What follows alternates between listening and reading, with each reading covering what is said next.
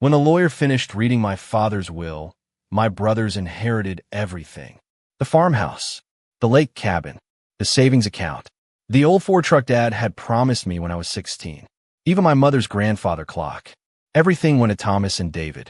My name did not appear once. Not once. I was 69 years old, sitting in a leather chair that smelled faintly of dust and old paper. And for a moment, I honestly believed I had misheard something. Maybe grief was affecting my hearing. Maybe there was another page. Maybe Martin Ellis, my father's attorney for nearly 30 years, was about to clear his throat and continue reading.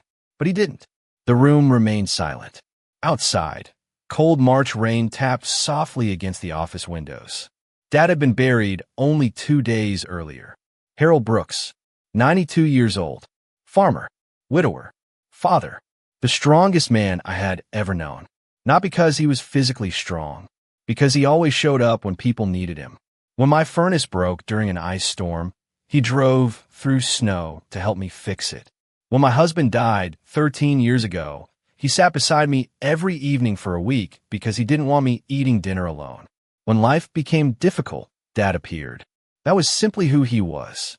And during the final 18 months of his life, I tried to do the same for him. I drove him to every doctor's appointment. I organized his medications. I cooked his meals. I cleaned his house. I sat beside hospital beds. I stayed awake through long nights when breathing became difficult. I learned how to help him stand when his legs became weak. I learned how to smile when he was frightened. I learned how to hide my own fear. Thomas visited twice. David visited once. That was the truth. Not my opinion. The truth. Yet according to the document sitting on the lawyer's desk, none of it mattered. According to the will, I did not exist. Across the table, Thomas folded his hands calmly. Too calmly. David avoided eye contact. Neither man appeared surprised. That bothered me immediately. Not angry. Not confused. Not shocked. Just comfortable. As though they had expected this outcome. Martin finally lowered the papers. The room grew still. Thomas cleared his throat. Well, I guess that's everything. Everything. The word struck me harder than the will itself. Everything. As though a father's life could be reduced to property. As though grief could be measured in acres and bank accounts. As though love could be distributed like furniture. I looked at my brothers. Neither looked sad. And for the first time since Dad's funeral, something felt wrong. Not legally wrong. Personally wrong. Emotionally wrong. Because I remembered all the afternoons Dad spent staring through his living room window. Waiting. Hoping. Listening for trucks that never arrived. Most Sundays, nobody came. Not Thomas. Not David. Just me. I remembered the disappointment he tried so hard to hide. And suddenly sitting in that office, I felt that disappointment all over again. Only this time, it belonged to me. Martin frowned and looked down at the documents. Then he flipped backward through several pages. Once. Twice. 3 times. His forehead tightened. Thomas shifted in his chair. Is there a problem? Martin checked the page numbers. Then looked up. There appears to be an issue. My heart skipped. What kind of issue? Martin tapped the document. The numbering doesn't match. Nobody spoke. The rain continued tapping against the glass. Martin turned another page, then slowly exhaled. This copy appears incomplete. David laughed. Too quickly. Too loudly. Come on, Martin. Dad's gone. We don't need to complicate things. Martin didn't smile. I'm not complicating anything. Then he said the words that changed everything. There appears to be 1 page missing. Silence. Absolute silence. I looked at my brothers. For the first time all morning, both men looked nervous. Not confused. Not curious. Nervous. And suddenly a question appeared inside my mind. A terrible question. Why would a missing page frighten them? The meeting ended shortly afterward, but nobody left feeling finished. As I walked through the rain toward my car, I remembered something Dad said 6 months earlier. If something ever feels wrong, Eleanor. He paused, then smiled. Don't let anyone rush you. At the time, I thought he was talking about getting older. Now I wasn't so sure. And as the rain fell around me, one realization refused to leave. The missing page was not the real problem. The real problem was that for the first time in my life, I did not trust my own brothers. The drive home took nearly 40 minutes. Rain blurred the highway. Headlights stretched across wet pavement. I barely noticed any of it. My mind remained trapped inside that conference room. My name did not appear once. Not once. The sentence repeated itself over and over. Like a bruise somebody kept pressing. By the time I reached Dad's farmhouse, the rain had become heavier. I sat in my car and stared at the porch light. Dad installed that light 20 years earlier. He said every home should leave a light on for family. The memory nearly broke me, because suddenly I wondered whether family meant the same thing to everyone, or whether I had been the only one still believing in it. I finally stepped inside. The familiar smell hit me immediately. Coffee, wood polish, old books. Dad. For one impossible second, I expected to hear his voice. Eleanor. Instead, there was silence. The kind of silence that settles into a house after death. I hung my coat by the door, then walked slowly through the kitchen. His blue coffee mug remained beside the sink. His reading glasses sat near a half-finished crossword puzzle. Everything looked exactly as he left it. Everything except him. I sat at the table and cried. Not because of the inheritance, because of exhaustion, because grief and betrayal together become almost unbearable. One by itself is painful. Both at once can crush a person. The thing people never tell you about caregiving is how lonely it becomes. Everyone praises you. Everyone says you're doing the right thing. But very few people show up to help. For 18 months, I built my life around Dad's needs. Hospital appointments, prescription refills, emergency room visits, physical therapy, sleepless nights. I never complained. He was my father. I loved him. But sitting there alone, I realized something that hurt even more than the will. While I was taking care of Dad, my brothers were slowly disappearing. Not just from his life, from mine. Christmas became shorter. Phone calls became rarer. Family dinners became awkward. Something had been changing for years. I simply didn't want to see it, because acknowledging it would have meant admitting something terrifying. That love was no longer holding our family together. For years, I convinced myself things would get better. That once Dad retired, we would spend more time together. That once the grandchildren got older, everyone would come home more often. That once life slowed down, family would matter again. But life never slowed down. The visits became shorter. The phone calls became fewer. The excuses became easier. And Dad noticed every single one. He never complained. That wasn't his way. But daughters notice the things fathers don't say. I remembered one winter afternoon when a snowstorm trapped us inside for 3 days. Dad sat near the window with a blanket over his knees. The weather report warned people to stay off the roads. I made soup while an old Western played quietly on television. Around sunset, Dad suddenly asked, "Do you think Thomas got home safely?" I smiled. "I'm sure he did." Dad nodded. A few minutes later he asked, "Have you heard from David?" "No." He looked back toward the window, then said something I have never forgotten. Funny how parents never stop worrying. At the time I laughed. Now the memory hurt. Because even after everything, Dad still worried about the sons who rarely worried about him. That was who he was. A father. Not a judge. Not an accountant.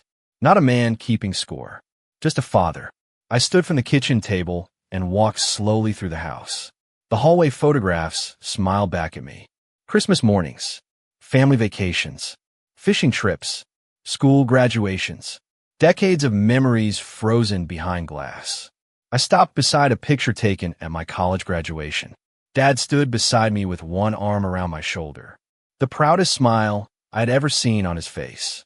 Mom used to joke that he carried that photograph in his wallet for nearly 10 years. Not because I was special, because he was proud.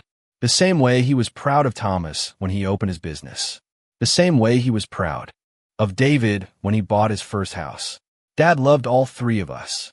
That was what made the will feel impossible. Not unfair. Impossible. The father I knew would never erase one child. Especially not after the final 18 months we shared together. I moved toward the living room. Dad's recliner sat beside the window. The sight stopped me cold. For a moment, I could almost see him sitting there. One hand resting on the armrest. Reading glasses sliding down his nose. complaining about baseball, complaining about politics, complaining about how expensive everything had become, then smiling when he thought nobody was looking. I sat down in the chair across from his, the same place I sat hundreds of times before, and suddenly the tears came again, not because of the inheritance, because I missed him. People think grief is about death. It isn't. Grief is about absence. It's reaching for the phone and remembering there is nobody to call. It's hearing good news and realizing the person you want to tell is gone. It's walking into a room and expecting a voice that never comes. I lowered my head. For a long time, I simply sat there, listening to the grandfather clock, listening to the silence, listening to memories. Eventually, my eyes drifted toward the hallway, and something caught my attention. A blank section of wall. I frowned. For a moment, I couldn't place it. Then my stomach tightened. There had been a photograph there. I stood and walked closer. The empty nail remained. Dust outlined the shape of a frame. Somebody had removed it. Slowly, I continued down the hallway. Another empty space. Then another. My pulse quickened. I moved from room to room. Living room. Hallway. Dining room. And everywhere I looked, I noticed the same thing. Photographs were missing. Not all of them. Only some. I stopped in the hallway and stared at a row of family pictures. Then realization hit me. Every missing photograph had one thing in common. Me. Every removed picture included me and Dad. Dad and me fishing. Dad and me at graduation. Dad and me on the porch. Gone. Thomas's photographs remained. David's photographs remained. Mine were missing. A cold feeling spread through my chest. Because suddenly this wasn't about inheritance anymore. This wasn't about property. This wasn't about money. Someone was trying to erase evidence that I had mattered. Someone wanted to rewrite the story. And standing there in that silent farmhouse, I experienced a pain far deeper than losing an inheritance. Because money can be replaced, property can be sold, but discovering that your own family wants to erase your place in your father's life, that kind of pain stays with you. I looked around the empty hallway, and for the first time since the funeral, grief began transforming into something else. Not anger, not yet. Something colder, something sharper. The realization that my father's death had not revealed who loved him. It had revealed who resented the people who did. I barely slept that night. Every time I closed my eyes, I saw those empty spaces on the wall. The missing photographs, the missing page, the missing pieces of my father's story. And one question kept returning. Who removes family photographs after a funeral? Not a stranger, not a burglar. Family. Only family would know which pictures mattered. Only family would know which memories to target. That realization hurt more than I wanted to admit. The next morning I woke before sunrise. The farmhouse was silent, dark, still. For a few minutes I sat at the kitchen table, holding a cup of coffee and staring through the window. Dad used to sit in the same spot every morning, watching the fields, watching the sunrise, watching seasons change. Sometimes he spoke, sometimes he didn't. But he always sat there. I suddenly realized how many ordinary moments I would miss. Not the big moments. The small ones. The familiar ones. The moments nobody photographs.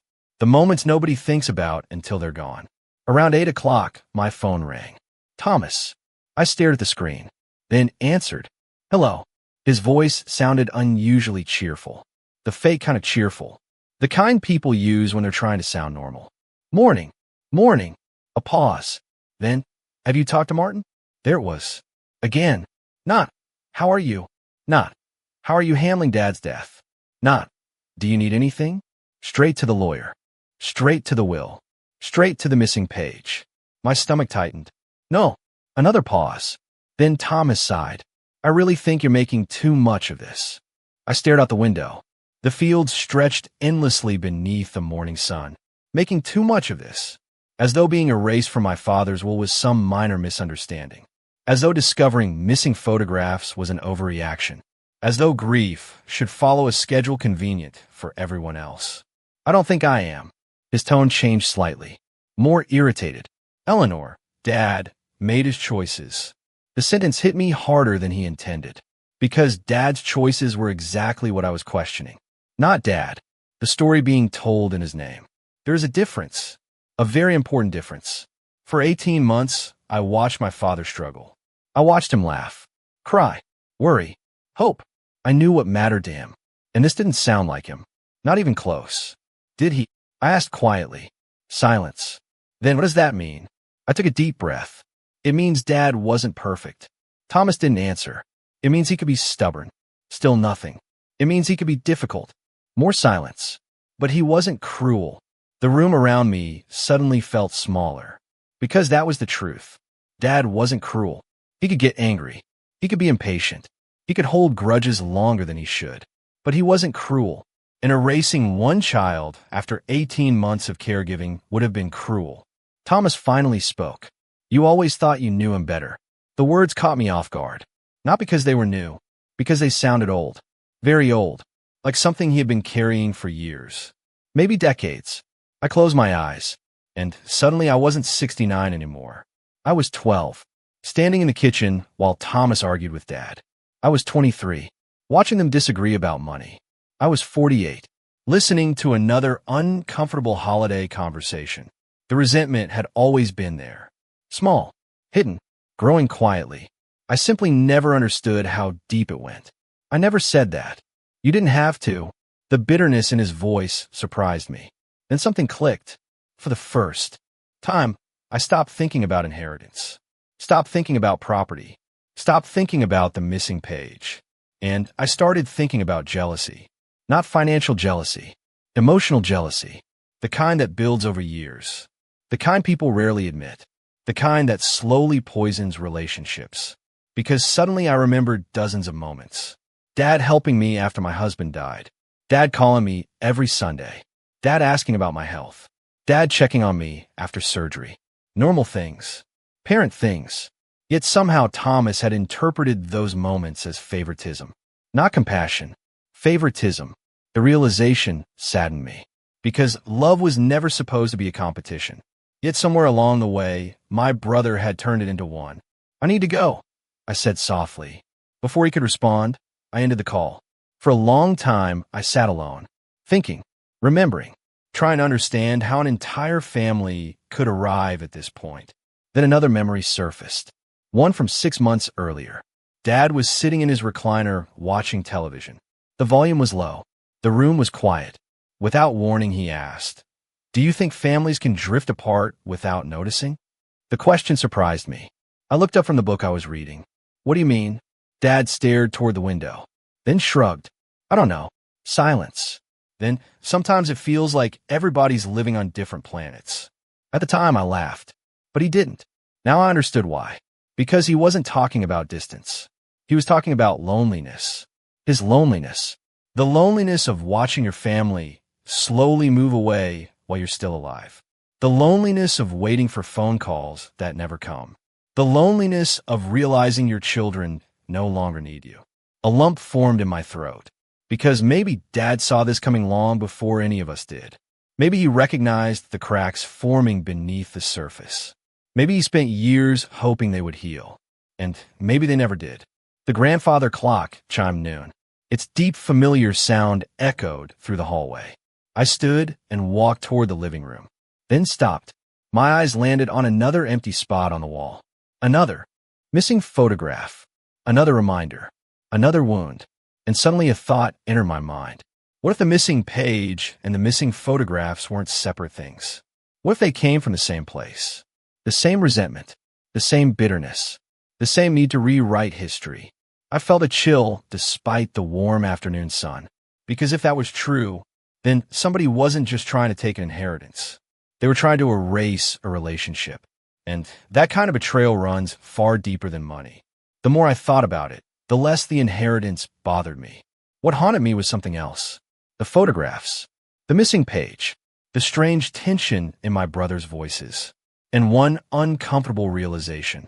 This story did not begin when Dad died. It began years earlier. Long before the funeral. Long before the will. Long before the missing page. It began with resentment. The kind that grows quietly. The kind nobody notices until it has already poisoned everything. That afternoon, I found myself sitting in Dad's recliner. The same chair where he spent countless evenings watching the sunset through the living room window. Outside, The fields glowed gold beneath the late afternoon sun. The farm looked peaceful, but inside me, memories were waking up, one after another. Memories I had ignored for years. Memories that suddenly made sense. I remembered Thanksgiving 3 years earlier. Mom had already been gone for nearly a decade. The family gathered around the dining room table. Turkey, pumpkin pie, football on television, the usual traditions. Dad looked happy, healthier then, stronger, laughing more easily. At one point, he told a story about helping me learn how to drive. Everybody laughed, including me. Then I noticed Thomas. He wasn't laughing. He was staring down at his plate. Quiet, cold, disconnected. A few minutes later, he stood and left the table. At the time, I assumed he was tired. Now I wasn't so sure. I remembered another moment. Dad's 85th birthday. Family gathered at a local restaurant. The grandchildren took pictures. Everybody smiled. Dad gave a short speech. Then he looked at me and said, "Eleanor has always been the one who checks on me." The comment lasted less than 5 seconds. Yet I remember seeing something flash across Thomas's face. Something dark. Something wounded. At the time, I ignored it. Now I understood. Dad wasn't praising me. He was stating a fact. But facts can feel like insults to people carrying resentment, especially when those facts expose uncomfortable truths. The more memories returned, the clearer the pattern became. Thomas didn't hate me. Not exactly. He hated what my relationship with Dad represented. Presence, closeness, trust. And every year that passed made that resentment stronger. Not because I took something from him, because he chose not to participate. That truth hurt, because it didn't have to be this way. Dad never excluded his sons. Never. Even during his final months, he still waited for them, still defended them, still hoped. One memory returned so vividly I could almost hear it. Dad was sitting beside the kitchen window. Snow covered the fields outside. His hands shook slightly as he held a coffee mug. Without looking at me, he asked, "Do you think Thomas is happy?" The question surprised me. "I guess so." Dad nodded slowly, then stared into his coffee. "I worry about him. Not anger, not disappointment. Worry. That was my father. Even when people hurt him, he worried about them." The memory brought tears to my eyes, because now I understood something heartbreaking. Dad spent years trying to hold this family together, and none of us realized how hard he was working. Not really. The phone suddenly rang. The sound startled me. I glanced at the screen. David. For a moment, I considered ignoring it. Then I answered. "Hello." His voice sounded different. Not defensive. Not cautious. Tired. Very tired. "Can we talk?" The question immediately caught my attention. "About what?" A long silence followed. Then about Dad. I sat up straighter. For the first time since the funeral, somebody wanted to talk about Dad instead of the estate. "Okay." David exhaled slowly, then said something unexpected. "I think we failed him." The words hung in the air. Simple, honest, painful. I closed my eyes, because deep down, I think we both knew it was true. Not all of us, but some of us. Dad spent years hoping his family would stay close. Instead, distance became normal. Excuses became normal. Absence became normal. And somehow everyone accepted it. Except Dad. And maybe me. David continued. "I should have visited more." Neither of us spoke. Because there was nothing to argue with. No defense. No explanation. Only truth. The kind of truth people usually discover too late. After a moment, he spoke again. "Thomas was always angry about you." My pulse quickened. "What do you mean?" Another pause. Then, "He thought Dad loved you more." The sentence hurt. Not because it was true, because it wasn't. Dad loved us differently. Not more. Not less. Differently. The way every parent does. But resentment doesn't understand nuance. Resentment turns differences into evidence. Resentment turns love into competition. And competition eventually creates enemies where family should be. David sighed. I don't think he ever got over it. I stared toward the empty hallway, toward the missing photographs, toward the spaces where memories used to hang. Suddenly, everything felt connected. The will, the photographs, the jealousy, the tension, the missing page, not separate events. One story, one wound, one resentment that had been growing for years. And now, after Dad's death, it was finally exposed. For a long moment, neither of us spoke. Then David said something that sent a chill through me. "There are things you don't know." My heart began to pound. What things? Silence. Long silence. Then, things that happened last summer. He said frozen, because suddenly I remembered. Last summer, the same period Martin mentioned, understood something. The missing page wasn't the beginning of the story. It was the end of it. Whatever happened, whatever broke the trust between Dad and Thomas, whatever caused photographs to disappear from the walls, it had started long before the funeral, long before the will reading, long before Dad died. And for the first time, I was afraid of what I might discover. The next morning I drove into town, not because I had errands, because I couldn't sit still. Some people clean when they're overwhelmed. Some people cook. Some people walk. I drive. The familiar roads gave me something to focus on. Fields, churches, small businesses, places Dad had known for decades. At a stoplight, I suddenly remembered a conversation from the previous summer. A small conversation, one I had almost forgotten. Dad and I were sitting on the porch. The sun was setting. The air smelled like fresh-cut hay. One of those evenings that felt peaceful, until Dad unexpectedly asked, "Eleanor, do you think people can become angry about things they never earned?" I laughed softly. "What kind of question is that?" He smiled, the way he always did when he wasn't ready to explain himself. Then he looked toward the fields. "I've just been thinking." At the time, I didn't press him. Now I wished I had, because looking back, I think he was trying to tell me something. Something important. Something he wasn't ready to say directly. That evening stayed with me the entire drive home. When I arrived at the farmhouse, I found myself walking straight to Dad's office. Found something unexpected. A small spiral notebook. Dad's handwriting covered every page. Notes, thoughts, reminders, appointments. Nothing dramatic. Nothing shocking. Just pieces of everyday life. Yet reading them made me smile, because they sounded exactly like him. Call Eleanor about furnace. Buy birdseed. Send birthday card. Simple things. Ordinary things. The kind of things people stop noticing until they're gone. Then halfway through the notebook, I found an entry dated 8 months earlier. I stopped reading. My pulse quickened. The entry wasn't long. Only once. Tomorrow. 10 o'clock. I agreed. Then into the call. For several moments I remained seated at Dad's desk. The farmhouse felt unusually quiet. Outside, wind moved through the trees. Inside, memories filled every corner. And suddenly a realization settled over me. The missing page wasn't protecting money. It was protecting the truth. The truth about what happened to our family. The truth about resentment. The truth about jealousy. The truth about love. And tomorrow, I was finally going to hear it.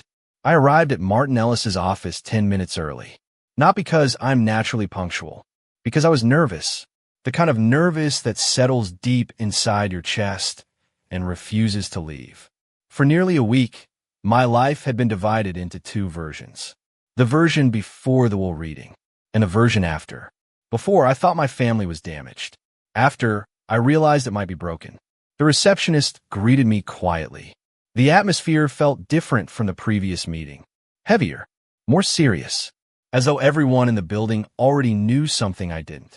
When Martin opened the conference room door, his expression told me immediately that this was not good news. Or perhaps it was. I wasn't sure anymore. The truth often hurts before it heals. Thomas and David were already seated inside. Neither looked comfortable. Thomas sat rigidly, arms crossed, jaw tight. David stared at the table. Neither brother greeted me. Neither smiled. Neither asked how I was doing. The distance between us felt larger than ever. I took my seat.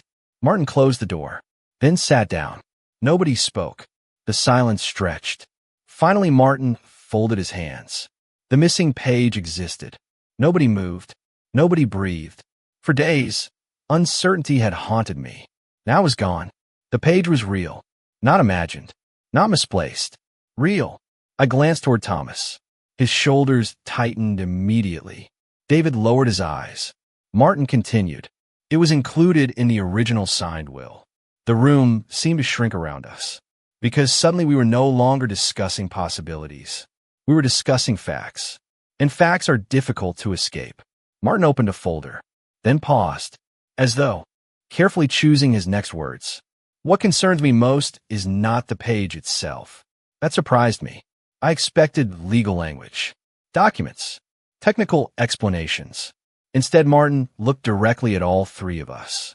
What concerns me is why your father felt the need to include it. Silence. Thomas shifted in his chair. David remained motionless. I felt my heartbeat quicken, because for the first time, someone was talking about Dad. Not the estate, not the property. Dad. Martin removed a sheet of paper from the folder. I found notes attached to the original filing. My pulse jumped. Notes. Dad's notes. Not legal instructions. His thoughts. His concerns. His voice. The room grew quiet. Martin adjusted his glasses, then began reading. Families fail when people begin counting love. Nobody moved. My throat tightened instantly, because that sounded exactly like Dad. Simple, direct, honest. Martin continued. Love is not measured by money. The room remained silent. Love is not measured by property. Another pause. Then, and love is not measured by who receives more attention during difficult times. The words landed like stones. Heavy, painful, true. I looked toward Thomas. His eyes remained fixed on the table. For the first time since the funeral, he looked less angry and more ashamed. Martin continued reading. If one child needs more help, that does not mean another child is loved less. Tears burned behind my eyes, because suddenly I understood. Dad knew. He knew exactly what was happening. Maybe not every detail, but enough. Enough to recognize the jealousy. Enough to recognize the resentment. Enough to recognize the competition. And it broke his heart. Martin lowered the page, then spoke quietly. Your father seemed deeply concerned about family conflict. Nobody answered, because there was nothing to argue with. The evidence wasn't legal. It was emotional, and emotional truth is often the hardest truth to hear. I remembered all the Sundays Dad spent watching the driveway, all the birthdays he spent hoping for phone calls, all the holidays where he pretended not to be disappointed. Suddenly everything looked different, not because my brothers had failed to visit, because Dad noticed, and he carried that hurt quietly. Year after year, David finally spoke, his voice barely above a whisper. He worried about us. Martin nodded. Very much. The room fell silent again. Then Martin removed another document. A shorter note. 1 page. Handwritten. The moment I saw Dad's handwriting, my chest tightened. Martin looked at me. I think this is something your father wanted you to understand. My hands trembled. Not from fear. From grief. The kind that arrives unexpectedly. The kind that catches you off guard. Martin began reading. Eleanor stayed because she chose to. The room disappeared. For a moment, all I could hear was Dad's voice. Not Martin's. Dad's. Eleanor stayed because she chose to. The tears came immediately, because after days of doubt, after days of confusion, after days of wondering whether Dad remembered, I finally had my answer.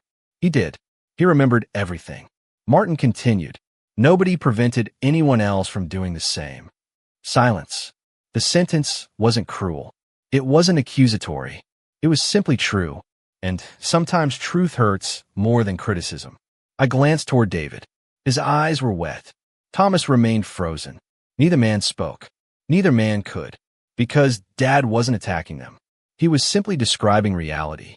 Martin carefully set the note on the table, then looked around the room. I believe your father understood there were unresolved tensions within the family. Unresolved tensions. Such a gentle phrase. A lawyer's phrase. A polite phrase. The reality was far more painful. Dad knew his children were drifting apart. Dad knew resentment had replaced communication. Dad knew jealousy had replaced trust. And he died carrying that burden. The realization broke something inside me. Because no parent deserves that. No parent spends 92 years building a family hoping it ends this way. For several moments, nobody spoke. Then Martin looked down at the remaining papers. His expression changed. Slightly. Enough to make my stomach tighten. Because I knew there was more. Much more. And, judging by the look on Thomas's face, he knew it too. Nobody moved. Nobody spoke. The room remained silent. After Martin finished reading Dad's note, for several seconds, All I could think about was one painful truth. Dad knew. Not everything, but enough. Enough to worry. Enough to leave notes. Enough to realize his family was slowly breaking apart. The realization hurt more than the missing page ever could, because no parent should spend their final years carrying that kind of burden. Martin carefully placed the note back into the folder, then folded his hands. There is something else. My stomach tightened immediately. Across the table, Thomas looked up. For the first time all morning, genuine fear appeared in his eyes. Not irritation, not anger, fear. And that frightened me. Because people aren't afraid of lies. They're afraid of truths. Martin looked toward David. I believe you already know what I'm referring to. The room froze. Slowly, David raised his eyes. His face looked pale, exhausted, older than I had ever seen him. For a long moment, he said nothing. Then he nodded. Just once. My pulse quickened, because suddenly I understood. David had been carrying something. Something heavy. Something he had not told me. Something connected to Dad. Martin remained quiet, allowing him the opportunity to speak. Finally, David exhaled. Long, slow, painful. Then he looked directly at me. And everything changed. Last summer, Dad invited us both to the farmhouse. The words landed heavily. I remember that day. Dad mentioned it afterward. He seemed hopeful, excited, as though having both sons together again meant something. Now I understood why. David continued. He wanted to talk about the future. Nobody interrupted. He wanted to explain his decisions. I glanced toward Thomas. His jaw tightened immediately. A reaction. A very revealing reaction. David swallowed, then continued. Dad told us he didn't want anyone feeling forgotten. The sentence shattered me, because that sounded exactly like him. Even then, even near the end, Dad wasn't worried about money. He was worried about feelings, about relationships, about keeping his children together. The things parents worry about long after children stop noticing. David stared at the table. He told us the estate wasn't the important part. Tears burned behind my eyes, because that was another thing Dad often said. Property matters. People matter more. I heard those words my entire life, and suddenly I missed him more than ever. The room remained silent. Then David spoke again. Dad said he was proud of all three of us. Nobody moved. The sentence hung in the air. Simple, beautiful, heartbreaking. Because even now, after everything, Dad's love remained obvious. He wasn't choosing favorites. He wasn't ranking children. He was being a father, the only way he knew how. Then David's expression darkened, and I knew the difficult part was coming. He said Eleanor had been helping him. Silence. He said he appreciated it. More silence. Then, that's when Thomas got angry. My heartbeat stumbled. Across the table, Thomas immediately looked away. Not denial. Avoidance. A very different thing. David continued. He said Dad talked about Eleanor too much. The words hit me like a slap. Not because they were cruel. Because they were sad. Deeply sad. Imagine being jealous of a daughter helping her aging father. Imagine seeing caregiving as competition. Imagine measuring love like a scoreboard. The thought broke my heart. Not for me. For Dad. Because he had to hear it. He had to sit there and listen while one son transformed love into rivalry. David's voice grew quieter. Thomas said Eleanor always got special treatment. The room became painfully still. Nobody spoke. Nobody needed to. Because suddenly years of tension made sense. Every uncomfortable holiday. Every sarcastic comment. Every strange silence. Every awkward family dinner. It wasn't about money. It never was. It was about resentment. Old resentment. Resentment carried for so long it eventually felt normal. David looked toward me. His eyes filled with regret. Dad was devastated. The words crushed me. Absolutely crushed me. Because that was the part one hadn't considered. Not my feelings. Dad's. Imagine spending 92 years loving your children, then hearing one of them accuse you of loving incorrectly. The thought was unbearable. I lower my eyes. Try to control my emotions. Trying not to cry. Trying not to imagine Dad. Sitting there alone after the conversation ended. Wondering how his family reached this point. David continued. He kept saying the same thing. I looked up. What? David swallowed. Then softly answered, love isn't pie. My throat closed instantly because I could hear Dad saying it, clear as day. Love isn't pie. Giving more to one person doesn't leave less for another. Parents understand that. Children sometimes don't, especially hurt children, especially jealous children, especially children who carry old wounds into adulthood. The room fell silent again. Then David whispered something that changed everything.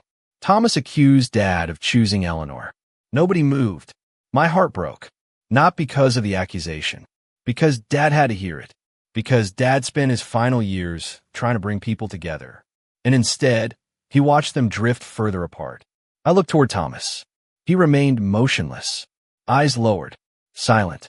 For the first time since the funeral, he looked less like a villain and more like a deeply unhappy man.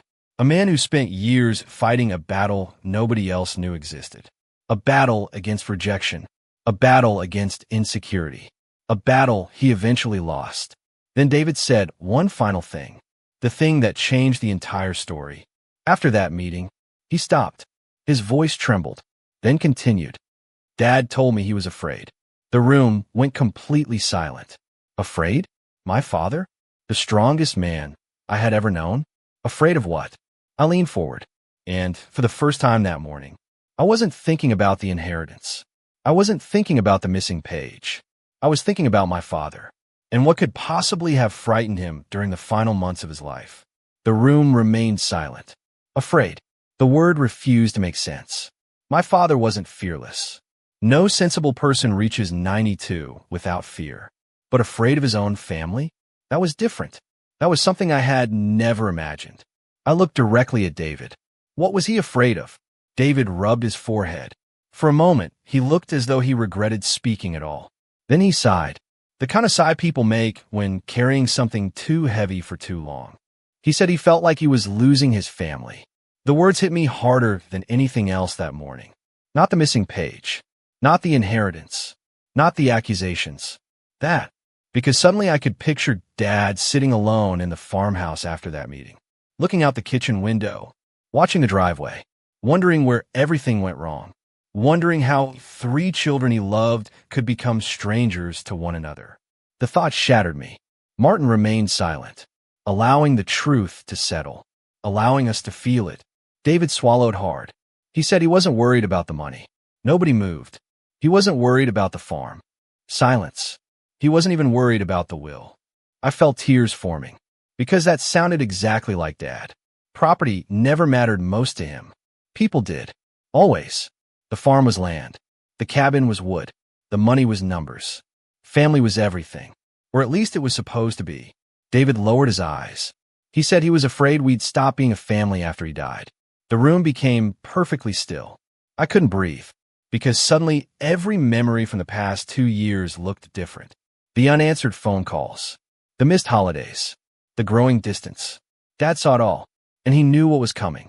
Not the missing page, not the legal fight, the emotional collapse, the moment when grief would expose wounds that had been hidden for years. And he was right.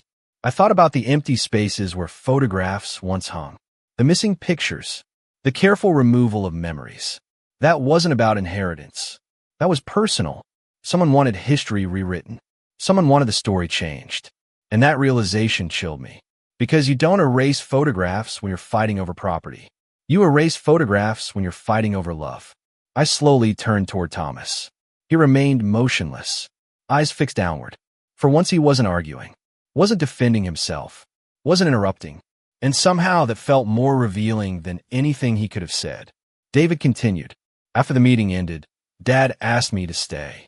My pulse quickened. What happened? A long silence followed. Then he cried.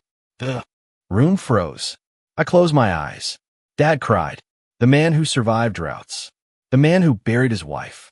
The man who worked through injuries and illness and heartbreak. Cried. The image broke me.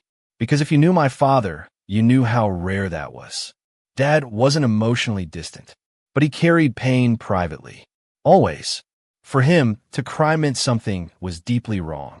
David's voice trembled. He said he didn't understand why Thomas was so angry. I looked toward my older brother. Still silence. Still avoidance. Still no eye contact. And for the first time, I realized something important.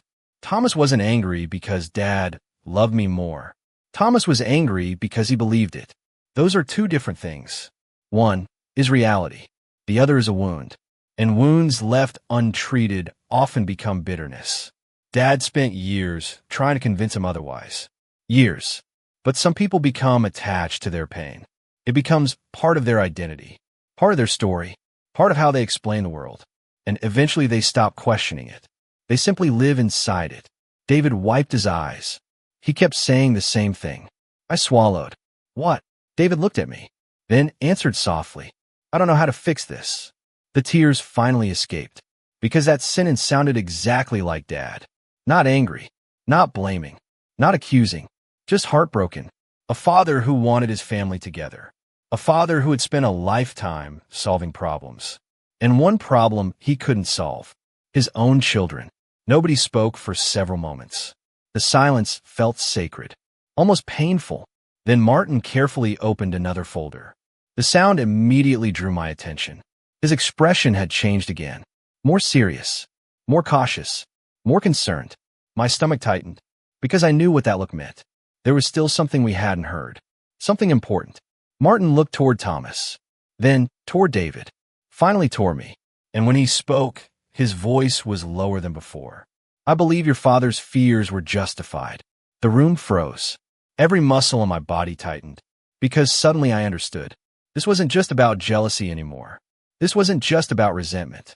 There was something else, something larger, something that explained why a page disappeared, why photographs disappeared, why Dad became afraid. And, judging by the look on Thomas's face, he already knew what it was. The room felt smaller, heavier, harder to breathe inside. Martin's words echoed in my mind. I believe your father's fears were justified. Nobody moved. Nobody spoke. Outside the conference room window, cars passed normally. People went to work. People bought groceries. People lived ordinary lives. Meanwhile, inside that room, an entire family was coming apart. One painful truth at a time. Martin slowly opened the final folder. The sound seemed unusually loud. Across the table, Thomas stiffened. That caught my attention immediately, because until now, every reaction had told story. And Thomas looked like a man waiting for bad news he already knew was coming. Martin removed a thin stack of papers. Nothing dramatic, nothing unusual, just papers. Yet something about them changed the atmosphere instantly. I reviewed several conversations documented during estate planning. Nobody interrupted. Martin continued. Your father became increasingly concerned about how he was being perceived by members of the family. My pulse quickened. Perceived? What did that mean? I glanced toward David. He looked confused. Thomas did not. Thomas looked frightened. And suddenly I understood. This wasn't about property. Not really. This was about something far more personal. Identity, memory, love, the things people leave behind. Martin folded his hands, then looked directly at me. Eleanor, your father repeatedly expressed concern that people were rewriting the story of your relationship with him. The words hit me like a punch. He said frozen, unable to respond, unable to think, rewriting the story. The phrase immediately brought one image to mind. The missing photographs. Because that's exactly what someone does when they remove photographs. They rewrite the story. They decide which memories survive, which memories disappear, which relationships mattered, and which didn't. My throat tightened, because suddenly I understood why the photographs hurt so much. Not because they were pictures, because they represented truth. Martin continued. Your father believed some family members viewed your caregiving as manipulation. The room fell silent. Absolute silence. I slowly turned toward Thomas. He immediately looked away. That was answer enough. For months, maybe years, he had convinced himself that my relationship with Dad wasn't genuine, that helping Dad somehow benefited me, that staying by his side had a hidden motive. The realization made me sick, because people who think that way reveal more about themselves than anyone else. I never cared about inheritance. I cared about Dad. I cared about whether he ate dinner, whether he took his medication, whether he felt lonely, whether he was frightened. That was all. But somewhere along the way, Thomas transformed those acts into evidence. Evidence that I was winning something. A competition nobody else knew existed. Martin's voice broke through my thoughts. Your father found those assumptions deeply painful. The sentence shattered me, because suddenly I wasn't thinking about myself. I was thinking about Dad. Imagine reaching 92 years old. Imagine watching one child care for you, then hearing another child claim that care isn't real, that it has motives, that it has conditions. The thought broke my heart. Dad deserved better, much better. David lowered his eyes. His voice barely rose above a whisper. He talked about it all the time. I looked at him. What? The idea that nobody believed Eleanor loved him. The room froze. The tears returned immediately, because that wasn't true. I loved him. Of course I loved him. But apparently Dad spent his final months defending that love. Defending me. Defending our relationship. And somehow I never knew. The realization was devastating. David wiped his eyes. He said the saddest part wasn't the arguments. Silence. He said the saddest part was realizing some people thought everything had a price. The room became perfectly still, because there it was, the real betrayal. Not the will, not the inheritance, not the missing page. The belief that love itself could be bought, measured, calculated, reduced to transactions. Dad hated that idea. Always. Had. He believed family should help family. Not because they expected something, because that's what family does. I suddenly remembered one of his favorite sayings. You find out who people are when helping becomes inconvenient. At the time I thought he was talking about neighbors. Now I wasn't so sure. Martin carefully placed another sheet on the table, then looked directly at Thomas. This concern appears repeatedly. Thomas remained silent, but his silence no longer felt defensive.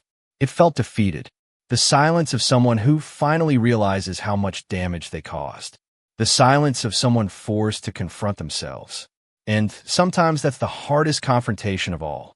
I stared at my older brother, the man who taught me how to ride a bicycle, the man who once scared away a school bully, the man who carried me on his shoulders when I was 5 years old. That brother seemed gone. In his place sat a man consumed by resentment, a man who spent so many years comparing love that he forgot how to receive it.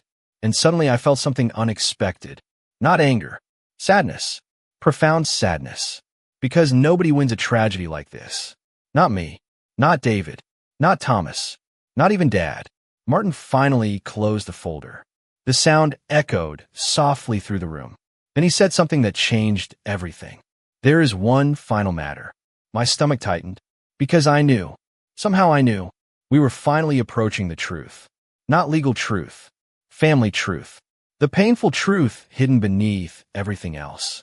The truth about the missing page, the missing photographs, the missing trust, and, judging by the look on Thomas's face, the truth was about to become impossible to avoid. Nobody spoke. The silence after Martin's words felt endless. There is one final matter. I looked toward Thomas. For the first time since Dad died, he looked completely exhausted. Not angry, not defensive, exhausted, as though he had spent years carrying something heavy and finally no longer had the strength to hold it. Martin opened the last document. A simple folder. Nothing dramatic. Yet the entire room seemed to tighten around it. My heartbeat echoed in my ears. Because somehow I knew. This was the moment everything changed. Martin glanced down, then slowly looked at Thomas. Your father left one final statement regarding family relationships. The room froze. Not property. Not money. Not inheritance. Family relationships. That distinction mattered. A great deal. Martin unfolded a handwritten page. Dad's handwriting. The moment I saw it, my throat tightened. No matter how many times I saw those familiar letters, it still felt like hearing his voice. Martin began reading. If my children are hearing these words, then I am gone. Nobody moved. Nobody breathed. The room disappeared. All I could hear was Dad, not Martin. Dad. If my children are hearing these words, then I am gone. The tears returned immediately, because grief never really leaves. It waits, quietly, then returns when you least expect it. Martin continued, I hope you remember that I loved each of you. Silence. I loved you differently. Another pause. but never unequally. I closed my eyes, because there it was. The thing Dad spent years trying to explain. The thing Thomas never believed. Love isn't identical, but can still be equal. Parents understand that. Children often struggle with it, especially when pain enters the equation. Martin kept reading. Thomas. The room froze. Dad had written directly to him. For the first time, Thomas looked up, his eyes fixed on the page. Martin's voice softened. You spent too many years believing you were second. Nobody moved. The words felt intimate, personal, painful. Dad knew. He had always known. The jealousy, the insecurity, the hurt, all of it. And suddenly I realized something heartbreaking. Dad wasn't confused by Thomas's resentment. He understood it. He simply didn't know how to heal it. Martin continued. You were never second. The room became completely still. Not a sound, not a movement, nothing. Just those words. You were never second. I glanced toward Thomas. Tears stood in his eyes. For the first time since the funeral. For the first time in years, perhaps. The walls around him seemed to crack. Not dramatically. Quietly. The way old walls do. Slowly. I suddenly remembered something from childhood. I was 7. Thomas was 12. Dad attended one of my school plays. Afterward, Thomas refused to speak during the drive home. Later that night, I overheard an argument. A small one. Dad asking what was wrong. Thomas saying nothing. Dad trying again. Thomas saying, you always miss my games. I had forgotten that memory. Completely. Until now. And suddenly everything looked different. Because maybe the resentment started long before adulthood. Long before inheritance. Long before money. Maybe it began with a boy who wanted his father's attention. A boy who never learned how to ask for it. A boy who carried that hurt into old age. Martin continued reading. Love is not something you win. The sentence hit everyone. Especially Thomas. I could see it. His shoulders sagged. His eyes lowered. The fight was disappearing. And in its place came something else. Regret. The most painful emotion of all. Because regret arrives when there is nothing left to change. Martin read the final lines. You spent years competing for something that was always yours. Nobody moved. Nobody spoke. Nobody could. The room felt sacred. Almost unbearable. Then Martin lowered the paper. The silence that followed was different. Not tense. Not hostile. Sad. Deeply sad. Thomas stared at the table. For a long time he didn't move. Then finally he spoke. His voice barely above a whisper. I thought he was disappointed in me. The words broke my heart. Because suddenly none of this felt like a fight over inheritance.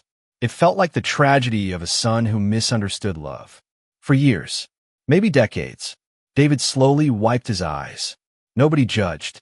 Nobody interrupted. Nobody argued. Because at that moment, something became painfully clear. Thomas didn't remove a page because he wanted money. Not entirely. He removed it because he wanted proof. Proof that Dad chose him. Proof that Dad loved him. Proof that he mattered. The tragedy was that he already had those things. He just couldn't see them. And now the one person who could have convinced him was gone. Forever. The realization settled over the room like a storm. Heavy. Final. Heartbreaking. Then Thomas whispered something that changed everything. Something nobody expected. Something that revealed the true cost of betrayal. I wish I had gone more often. The room became completely silent. Because suddenly this wasn't about inheritance anymore. It wasn't about property. It wasn't about wills. It was about missed Sundays, missed birthdays, missed conversations, missed chances. And none of those things could ever be recovered. Nobody spoke after Thomas's confession. I wish I had gone more often. The sentence hung in the air. Simple, honest, devastating. Because everyone in the room understood the same thing. There was no fixing it now. No second chance. No extra Sunday. No final conversation. No opportunity to go back and choose differently. Dad was gone. Forever. And suddenly the inheritance seemed very small. Very unimportant. Very far away. For the first time since the funeral, nobody was thinking about property. Nobody was thinking about money. We were thinking about time. The one thing nobody gets back. Thomas lowered his head. His shoulders shook slightly. Not dramatically. Not the way people cry in movies. Quietly. The way real grief often appears. The way regret appears. Slow, heavy, private. I watched him and felt something unexpected. Not satisfaction, not revenge, not victory, pity, because the punishment had already happened. The punishment wasn't losing an inheritance. The punishment was realizing too late what mattered. And there is no harsher consequence than that. Martin quietly gathered the papers. The room remained silent, respectfully silent, as though even the walls understood what was happening. David finally spoke, his voice barely above a whisper. "You know he waited for you." Thomas closed his eyes. The words landed hard. I could see it. Every muscle in his face tightened, because deep down he already knew. Dad always waited. For birthdays, for holidays, for visits, for phone calls, for family. And somehow that made everything worse. Not because Dad was angry, because he wasn't, because he kept hoping. Hope is a beautiful thing, until it becomes painful. I remembered all those afternoons sitting beside Dad in the living room. A truck would pass. His eyes would lift toward the driveway, then settle again. A small thing, a tiny thing, the kind of thing most people never notice. But I noticed, because daughters notice. And now Thomas was remembering it too. I could see in his face. Memory after memory. Missed opportunities. Missed visits. Missed chances. The accumulation of a lifetime. Thomas rubbed his eyes, then laughed softly. A sublet. The kind people make when facing a truth they can no longer avoid. You know what the worst part is? Nobody answered, because nobody needed to. He continued. I kept telling myself there would be more time. The sentence broke something inside me, because every family is told that lie. We'll visit next month. We'll call next week. We'll stop by when things slow down. We convince ourselves that time is waiting, but never is. Life keeps moving. People keep aging, and one day the opportunity disappears. Thomas stared at the table. I thought Dad would always be there. Silence. I thought there would always be another holiday. More silence. Another birthday. Another pause. Another chance. The room felt unbearably sad, because every person there understood exactly what he meant. Not just about Dad. About life. About family. About all the people we assume will always be waiting for us. Until suddenly they aren't. David wiped away tears, then said something I will never forget. Dad didn't want your money. Thomas looked up. Dad wanted you. The room went completely still, because there it was. The entire story. The entire tragedy. The entire lesson. Dad didn't want visits because he needed help. He wanted visits because he loved his son. That was all. Nothing complicated. Nothing transactional. Just love. The simplest thing in the world.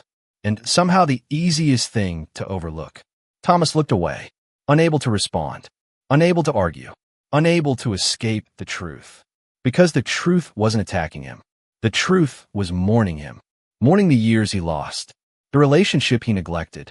The father he misunderstood. I suddenly remembered one of Dad's favorite sayings. People don't regret working too little. They regret loving too little. At the time I thought it was sentimental. Now I understood. Dad knew exactly what mattered. The room remained quiet for a long time. Finally, Martin slid a folder across the table. The corrected estate documents. The final version. The version Dad intended. Nobody reached for it immediately. Not even me. Because somehow the paperwork felt irrelevant now. The real inheritance had already been revealed. Not land. Not savings. Not buildings. A lesson. A painful lesson. One purchased with regret. Eventually Martin stood. The meeting was over. The legal questions had been answered. The estate would be settled. The missing page would be restored. The records corrected. But some things could never be corrected. Some losses don't come from paperwork. They come from time. And time never gives refunds.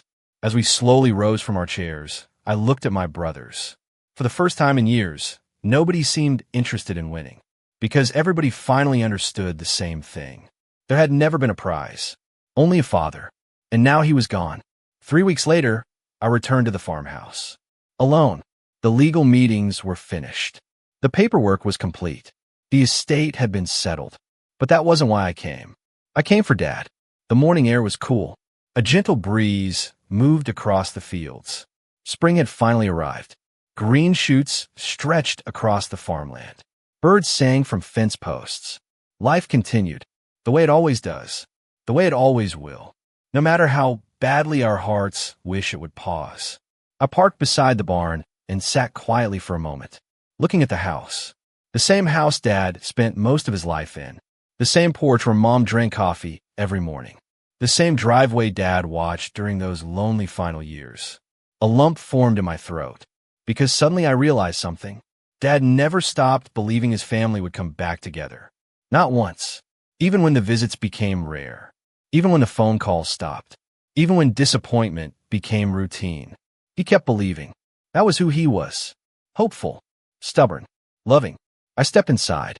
The familiar smell greeted me immediately. Coffee. Wood. Old books. Memories. The house felt quieter now. Not empty. Just settled. As though it finally understood what had happened. I carried a cardboard box in a hallway. Inside were the missing photographs. The photographs someone had removed. The photographs I eventually found stored inside a closet near the garage. 7 pictures. 7 memories. 7 pieces of truth. I carefully placed the box on the floor. Then removed the first frame. Dad and me fishing. I was 10. Missing front teeth. Holding a fish much smaller than I remembered. Dad looked proud anyway. I smiled. Then laughed softly. Because that's what fathers do. They celebrate things that don't matter because you matter. I hung the photograph back in its place. Then reached for another. Dad standing beside me at my college graduation. His arm around my shoulder. The biggest smile in the picture belonged to him. Not me. Him. As if my achievement somehow belonged to both of us. I returned that photograph too. One by one. Picture by picture. Memory by memory. The hallway slowly became whole again. Not because of the frames. Because of what they represented. Truth. History. Love. The things nobody has the right to erase. When the last photograph was back on the wall, I stepped away and looked down the hallway. For the first time since the funeral, something inside me felt peaceful. Not healed. Healing. There's a difference. Healing is quiet. Slow. Imperfect. But real. I stood there for a long time, looking at the photographs. Looking at Dad. Looking at a lifetime of memories nobody could remove. Not really. Then I walked outside. Past the barn. Past the garden. Toward the small cemetery where Mom and Dad rested beneath a large maple tree. The grass had already begun turning green. Berçant overhead. The world felt strangely beautiful. I carried a folding chair and sat beside them. For a while I said nothing. Just listened to the wind. Listened to the birds. Listened to my memories. Eventually, I pulled a folded note from my purse. Dad's final note. The one Martin gave me.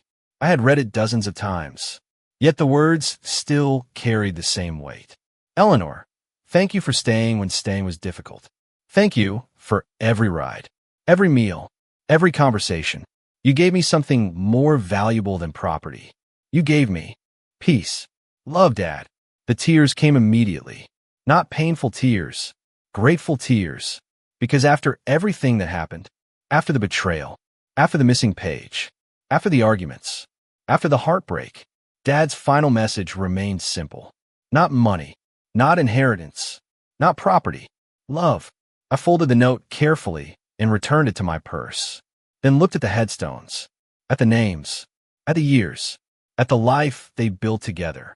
And suddenly I understood something I wish I had understood sooner. The greatest inheritance my father left behind was never the farmhouse. It wasn't the savings account. It wasn't the land. It wasn't even the will. The greatest inheritance he left behind was certainty.